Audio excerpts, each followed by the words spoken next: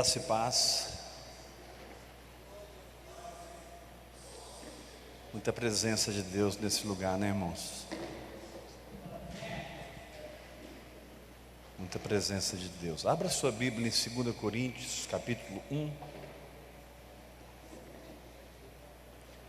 Obrigado, pastor. 2 Coríntios.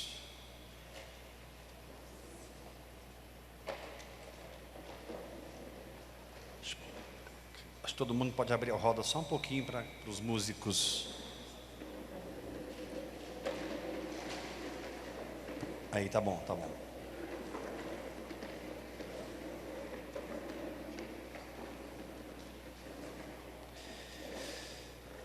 É sempre bom trazer a Bíblia para a igreja. Cara do Joey. Nem que seja no celular. 2 Coríntios capítulo 1, versículo, acho que pode abaixar um pouquinho, cabelésimo. Só um cabelésimo. 2 Coríntios capítulo 1, versículo 8. Porque não queremos, irmãos, que ignoreis a natureza da tribulação que nos sobreveio na Ásia.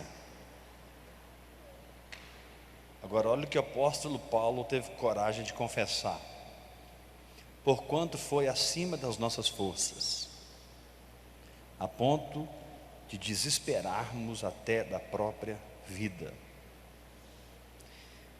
Forte esse texto, né? Não queremos, irmãos, que ignoreis a natureza da tribulação que nos sobreveio na Ásia, porquanto foi acima das nossas forças, a ponto de desesperarmos até da própria vida. Contudo, agora ele vai dar a chave. Como é que ele venceu? Já em nós mesmos tivemos a sentença de morte, para que não confiemos em nós, e sim no Deus que ressuscita os mortos. Quando uma tribulação inesperada, uma tribulação que não está no seu currículo, aparece, geralmente ela aparece com muita pressão, ela aparece com muita força, e Satanás sempre está por trás disso. Nunca pense que foi Deus que enviou uma tribulação para você. Deus não tem enfermidade para dar para ninguém. Deus não tem pobreza para dar para ninguém. Deus não tem crise. Agora Deus tem solução. Deus tem a cura. Deus tem a vitória. Mas no caminho, por causa de Adão, por causa do pecado, nós poderemos enfrentar níveis de tribulação desconhecidos para nós. Níveis de tribulação, como por exemplo aconteceu com Sansão quando ele foi para as bodas. A Bíblia diz que um leão novo saiu-lhe ao encontro. Um leão novo. E Sansão, pelo Espírito, venceu aquela condição. Muitas vezes nós estamos enfrentando algo novo, ou seja, aparentemente nós não estamos treinados na fé para passar por aquilo, aparentemente não estamos preparados na alma para passar por aquilo, aparentemente não estamos preparados financeiramente para passar por aquilo, etc, etc, etc. Mas Paulo diz que aqui ele passou por algo que foi tão intenso que ele diz que, olha, nós chegamos a desesperar da própria vida. Paulo disse assim: O que Paulo está dizendo é o seguinte: chegou um ponto nessa tribulação que todos nós pensamos, dessa a gente não sai.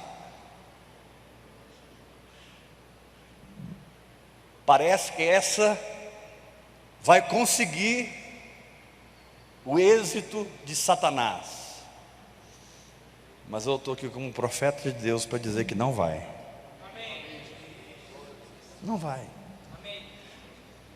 Porque não existe fogo. Ontem a pastora Ludmila pregou sobre fogo.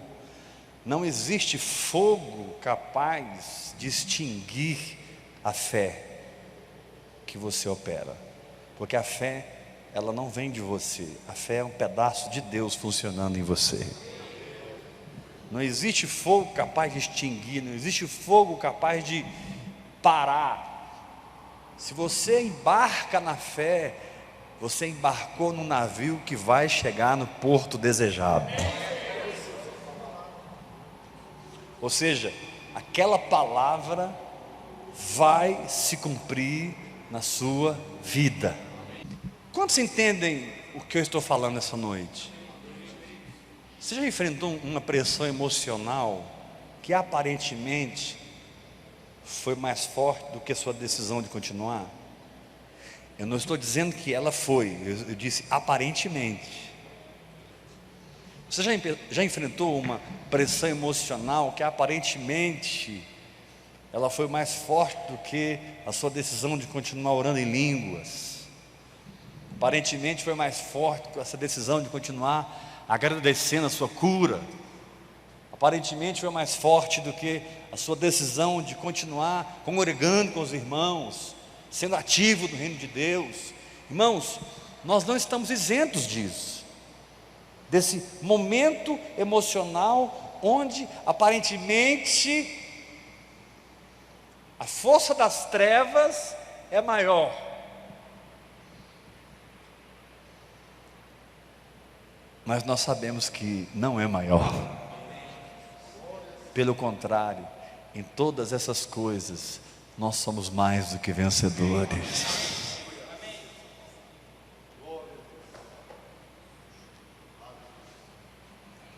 E aqui existem alguns princípios muito simples para que Paulo atravessasse esse momento de pressão. Número 1, verso 9: contudo, já em nós mesmos tivemos a sentença de morte.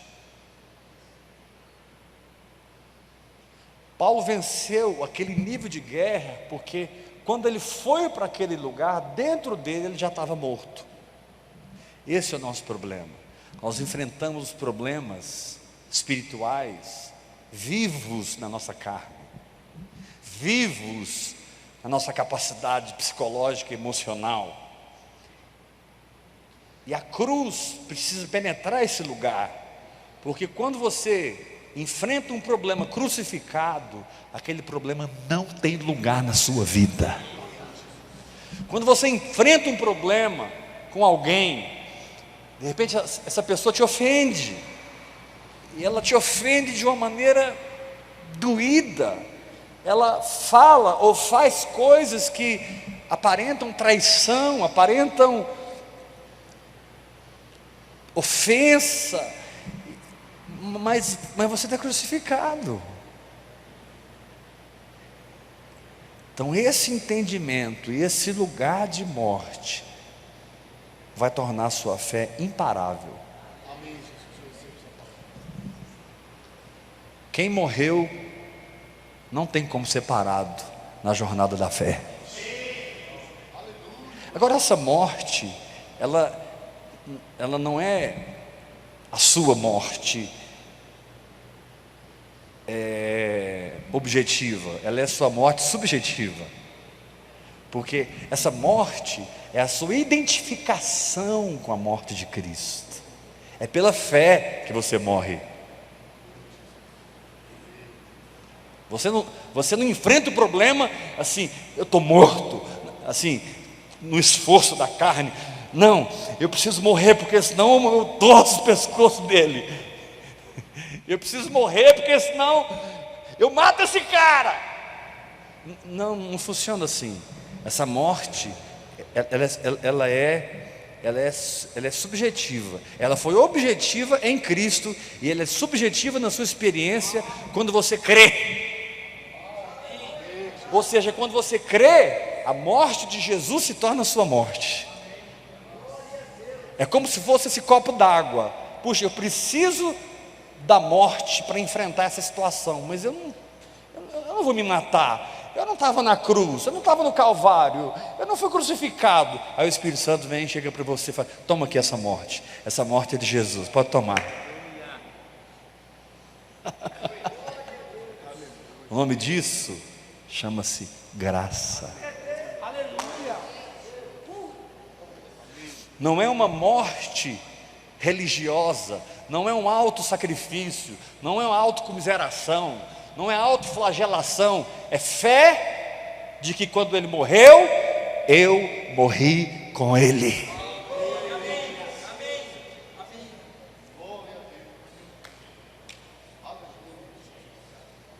Quem morreu com ele aqui, dá glória a Deus.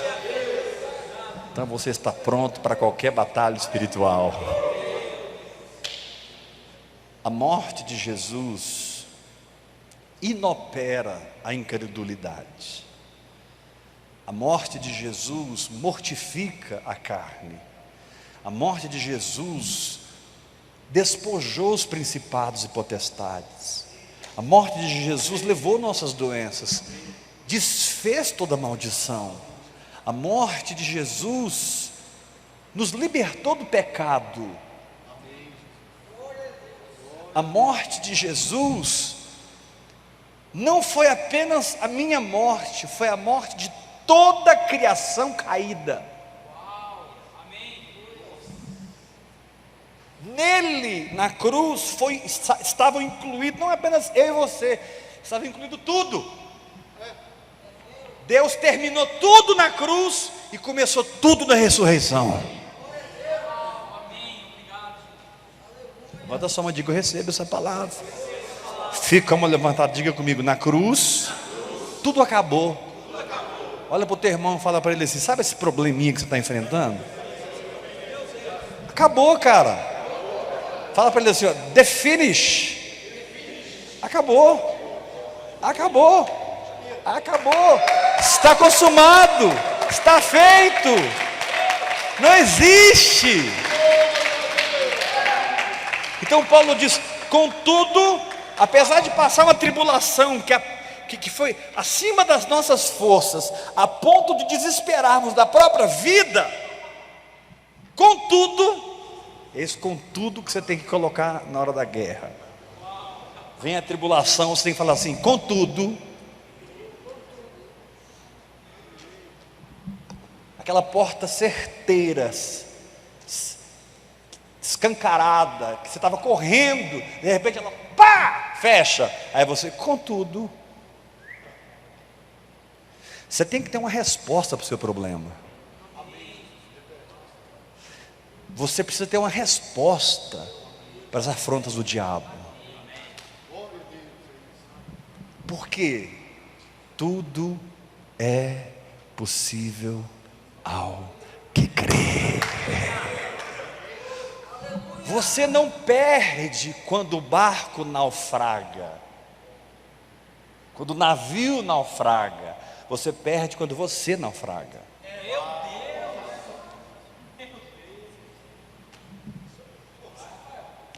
Um navio com Paulo, ele diz em naufrágio 3 vezes.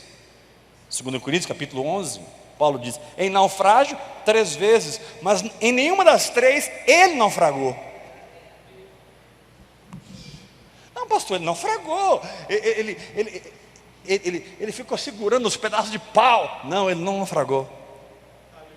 O corpo dele passou por experiências, mas o espírito dele estava firme. Querido, um espírito firme vence qualquer demônio.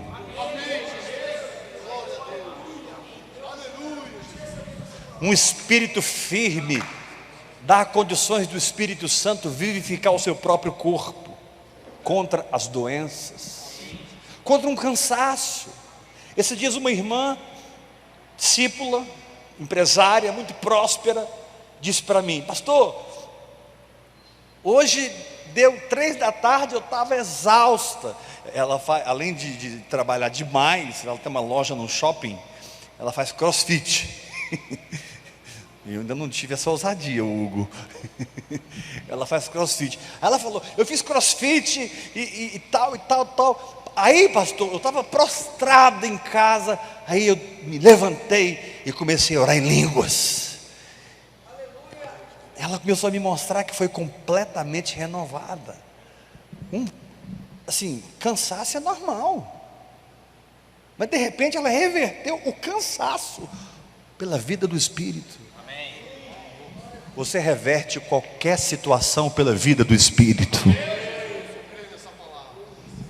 Chama alguém pelo nome e diga: fulano, reverte essa situação.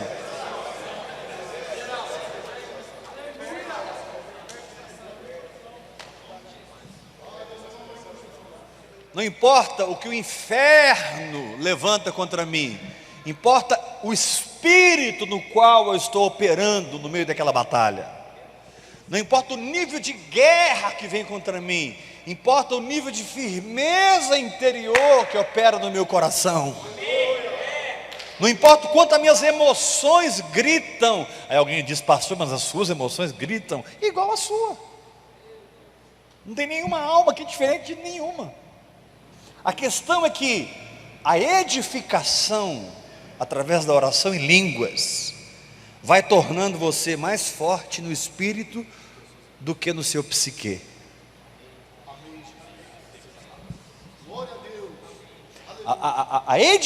O caminho da edificação, regra sobre regra, linha após linha, preceito sobre preceito, preceito e mais preceito, um pouco aqui, um pouco ali, lábios gaguejantes, falará o Senhor a este povo, este é o descanso, esse caminho de edificação, ele vai deixando você não imune aos naufrágios, mas imune aos naufrágios.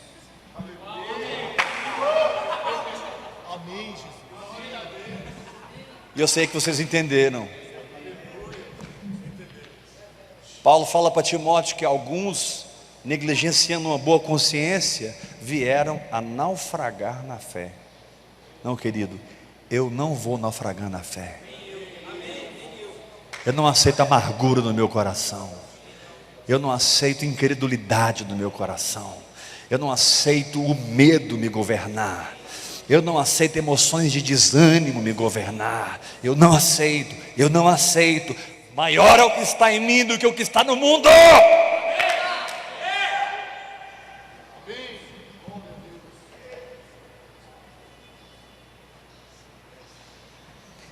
Então as soluções do Espírito produzem eternidade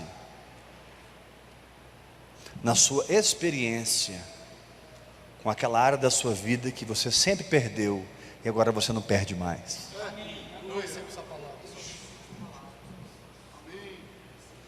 As soluções do Espírito produzem eternidade. As soluções da alma produzem algo temporal, mas do Espírito é atemporal. Então aquilo que o Espírito Santo consegue mudar no seu espírito, acabou. Você não perde mais nunca essa guerra. Pode até acontecer um monte de coisa do mesmo problema, mas você já é vencedor ali.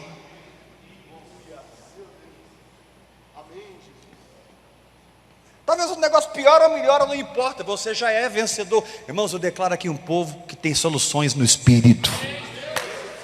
Eu declaro empresários que têm soluções no Espírito.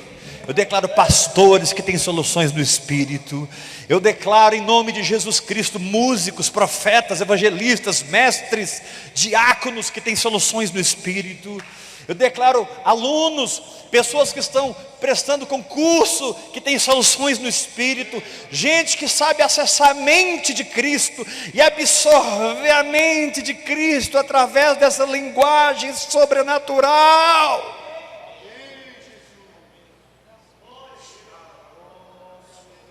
Eu não andei com o apóstolo Paulo, mas ele disse em 1 Coríntios capítulo 14, eu dou graças a Deus porque eu falo em línguas mais do que todos vós.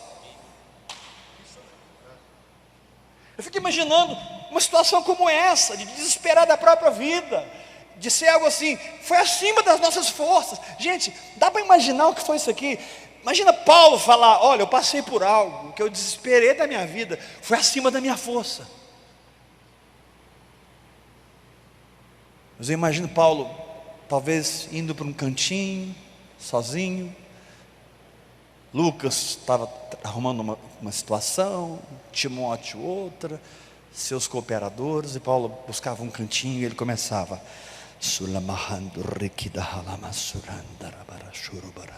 sem esforço, porque as soluções do Espírito, elas não vêm por esforço.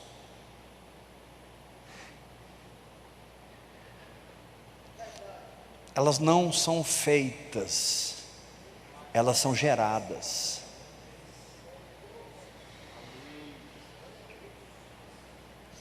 Elas se tornam em você uma fonte que jorra solução o resto da sua vida. Jesus falou para aquela mulher, se você beber da água que eu te der, essa água vai ser em você uma fonte.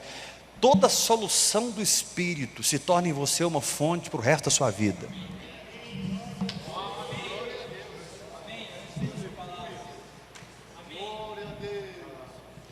Toda solução do Espírito se torna uma fonte em você. Ninguém tem que pôr a mão na tua cabeça mais. Você não precisa fazer uma campanha mais. Você não precisa ir no monte mais. Você não precisa fazer sacrifício mais. Tem uma fonte jorrando que foi gerada pelo Espírito. Estou dizendo que é errado ir no monte, é errado orar, errado, alguém põe a mão na tua cabeça. Eu estou dizendo que se você tem uma solução no Espírito, você tem a eternidade de Deus naquela área.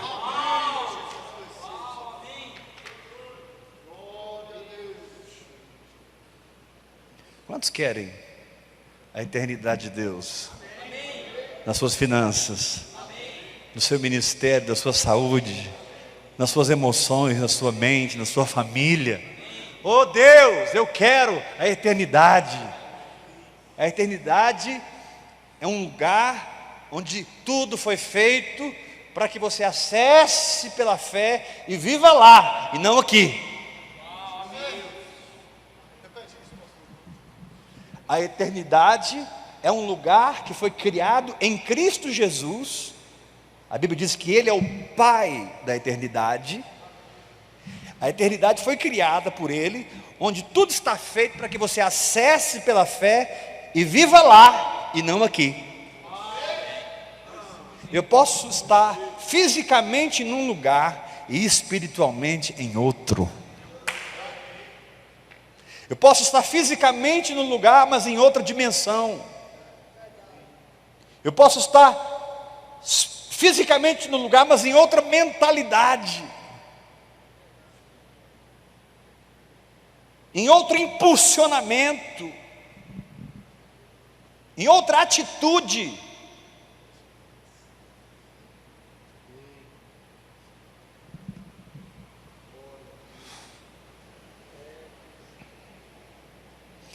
Agora, interessante que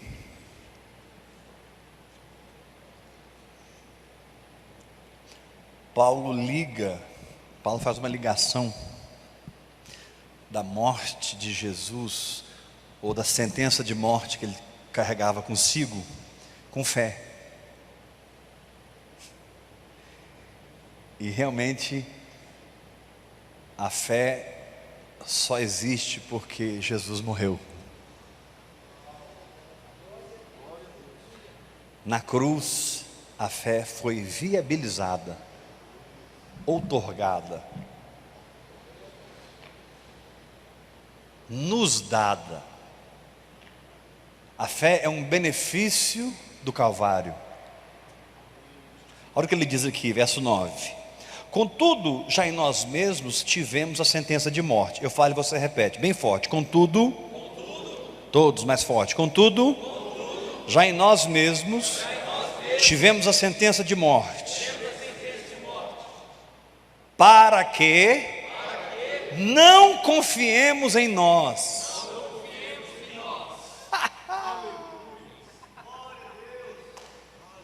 mas confiemos no Deus que ressuscita os mortos.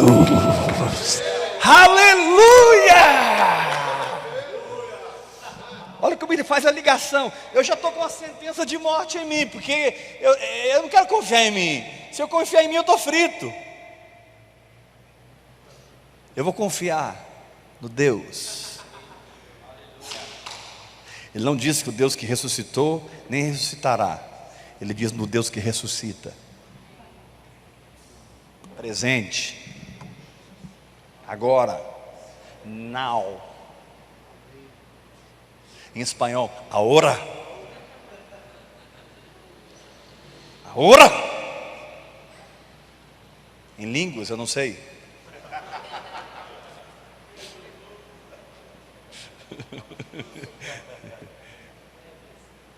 Meu querido, o Deus que você está crendo, Ele ressuscita os mortos. Então significa que apesar de, o poder da ressurreição é maior do que isso.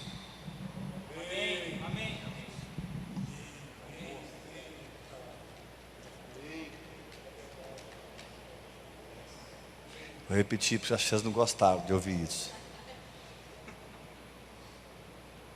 Você deve exercer sua fé nesse Deus, porque apesar de, Ele tem poder de ressuscitar qualquer situação na sua vida.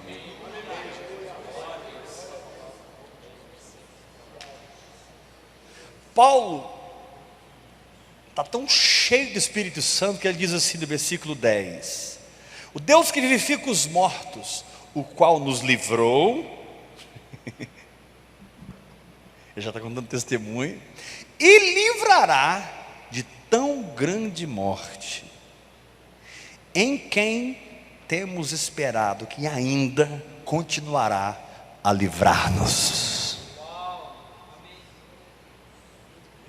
Você percebe a intimidade de Paulo, você percebe a experiência de Paulo, você percebe a boca cheia de mel de Paulo. Você percebe que Paulo aqui, ele não está trazendo uma teologia, uma doutrina, um compêndio humano. Ele está contando o que ele viveu, o que ele estava vivendo. Ele diz: olha, eu passei uma tribulação, que o negócio foi punk, mas é o seguinte, eu já tenho sentença de morte, nada pode parar a minha fé. Eu já tenho a sentença de morte, eu já sou mais do que vencedor sobre qualquer coisa que se levantar contra mim, porque qualquer coisa que se levantar contra mim encontra um morto e não um vivo. Aleluia!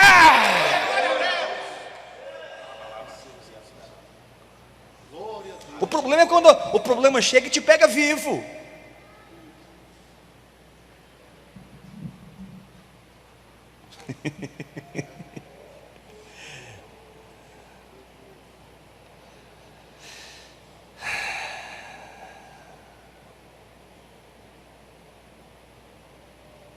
Olha o verso 12, para a gente terminar. Verso 12. Porque a nossa glória é esta. Repete isso comigo. A minha glória é esta. Deixa eu te fazer uma pergunta. Qual que é a sua glória? Porque Paulo vai falar agora da glória dele. O que é glória para você? Glória para mim. E a gente tem todo um conceito, né? Glória para mim. Olha o que ele diz. Olha o que um homem maduro diz. Porque a nossa glória é esta, o testemunho da nossa consciência, de que em santidade e sinceridade de Deus, não com sabedoria humana, mas na graça divina, nós temos vivido no mundo, e mais especialmente para convosco. Minha glória é essa. Eu não vivo em pecado, eu não vivo em evangelho falso, eu não vivo na minha sabedoria, eu vivo na sabedoria que vem de Deus. Isso é glória para Paulo. Eu declaro que isso é glória para nós. Mas ele disse: glória para mim é o testemunho da nossa consciência. A consciência dele contava para ele: ó, cara, você não está brincando com o negócio, não. Você encarou o boi mesmo. Você encarou o leão, pegou o bicho pela barba.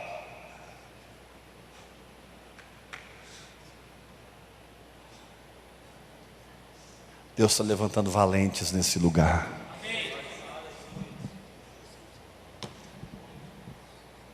Valentes no espírito. Amém? Glória a Deus. Pega 10 mil reais de oferta e traga aqui no altar.